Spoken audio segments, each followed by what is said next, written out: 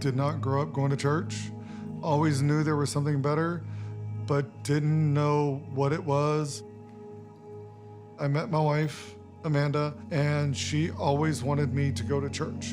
And that ended up typically in an argument at some point because I was very bullheaded.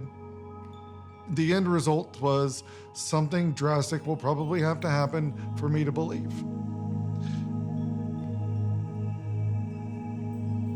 At 3:30 in the morning, I had a very weird dream that I was able to carry lumber in one hand, but not the other. And it was odd enough that it woke me up.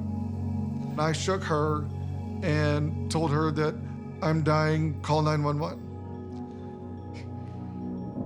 When he woke me up that night and told me I'm dying, it didn't really click until I was on my way to the hospital. The terrifying thought, what if I squandered this chance? And what if I never see him again? How can I live with that? Right? Like how could I not love him enough to push harder for him to find Jesus and find salvation? And I begged God, I'm sorry. I'm sorry for not living for you. If you give me another chance, I will not squander it. I got to the hospital and they took me back to the emergency room, and at that moment, he was awake and he told me, my brain is bleeding. And I said, oh, okay.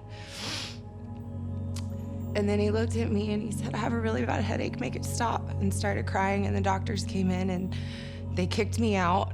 And they sedated him.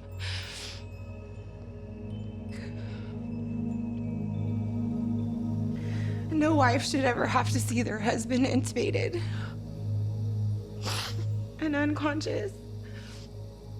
And I just prayed over him.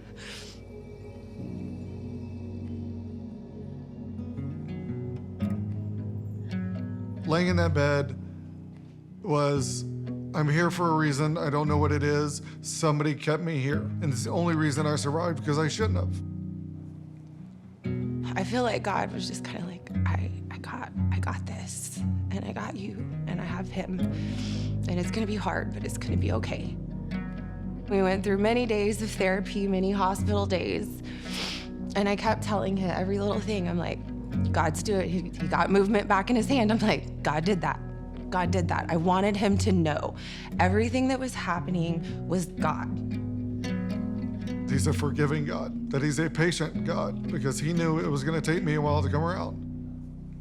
You know how the people say that God will never give you more than you can handle? We were brought to our knees. I was head coach for a long time, and one of my assistant coaches has been coming here for, I don't know now, probably a decade. And they kept urging us to come try here.